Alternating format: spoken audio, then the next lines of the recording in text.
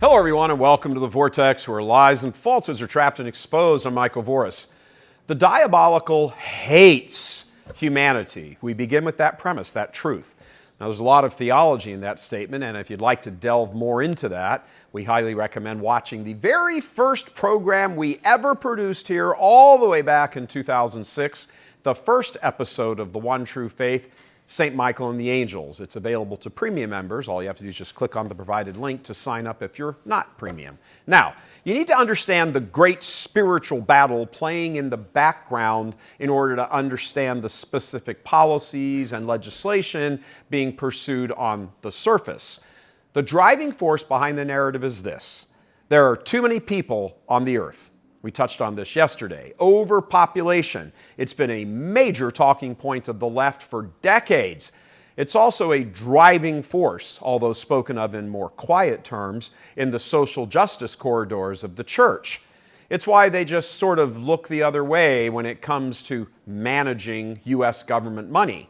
Hundreds and hundreds of millions of dollars each year, while partnering with pro-contraception and in some cases pro-abortion NGOs in third world nations, as well as even here at home. A major doctrine of the entire New World Order is this single point: we need to get rid of all these people. One, but just one of the front men for all this yahoo is Paul Ehrlich, who kicked it all off in the public's mind with his published lies bound in his book, Population Bomb. There it is. Back in the day, the argument was more finely tuned to say that if we don't reduce the population drastically, hundreds of millions will starve to death. Today, it's kind of morphed into, if we don't control the weather, fight man-made climate change, hundreds of millions will die from rising oceans, fires, floods, hurricanes, heat, cold, you name it.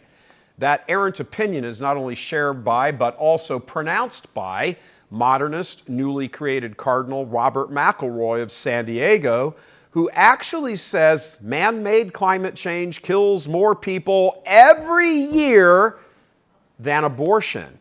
Abortion kills close to 50 million babies every year, and that's by low estimates. For modernists in the church and Marxists in the culture, babies are the enemy. In a recent sit-down interview with their Marxist media allies, Ehrlich was allowed to just lie through his teeth, unchallenged, on CBS's News 60 Minutes. No, humanity is not sustainable. To maintain our lifestyle, yours and mine, basically, for the entire planet, you'd need 5 more Earths.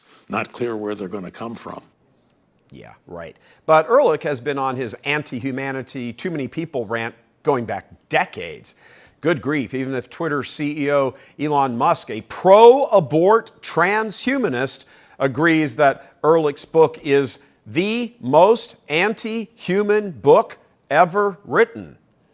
Every major gloom and doom prediction that he has made has proven untrue. Yet, because he was among the first to promote the anti-people narrative, he has found exalted status. So the first thing that should happen is that the president ought to say, from now, here on out, no intelligent, patriotic American family ought to have more than 2 children, preferably 1, if you're starting a family now. Not any law, but just say this is what responsible people do. He ought to make the FCC see to it that large families are always treated in a negative light on television. Yeah, well, they've done a good job of that. Satan himself couldn't have said that any better. Children suck. Enjoy your leisure. Don't have children. Don't reproduce. If you have to, keep it to 1. Socially shame those who actually have children. You get the idea. From even before conception, life is to be battled against. If you do, by chance, become pregnant, well, consider killing the child. If the child is born, well, get fixed so you don't have to conceive anymore. The planet can't handle this. Come on, man. What's disturbing about all this is the buy-in that the hierarchy has engaged in with all of it. They routinely speak in terms of man-made climate change being a real thing. It's not. There are multiple programs they support, and they push with your money to keep climate change in front of you. It's impossible, of course, for the people of God to be insufficiently scared and nerve-wracked, don't you know? So there's the Climate Change Justice and Health Initiative. Then there's the Environmental Justice Program. Then there's the Catholic Youth Climate Change Program, because you can't really keep a revolution going without a sufficient number of brainwashed young people. And of course, where would we be without the Catholic Climate Covenant? Well, we'd be in pretty much the same place we'd be without the Intercommunity Peace and Justice Center with its climate change resources. These bishops' bureaucracies stretch on as far as the eye can see. Congress ain't got nothing on the bishops when it comes to these complicated, overlapping, redundant, Byzantine, paid for with other people's money, offices, and departments. The left loves all this going on in the church because it baptizes their work. It gives it a sufficient veneer of piety and religiosity, all the while being used to undermine and actually destroy religion.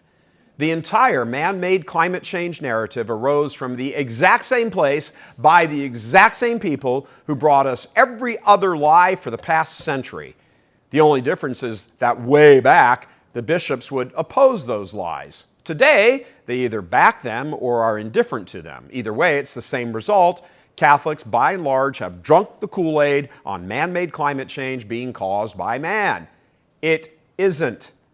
But the narrative must continue to be propagated so that the globalists behind the instituting of the New World Order can continue to herd the scared sheep to give up their rights and their freedoms.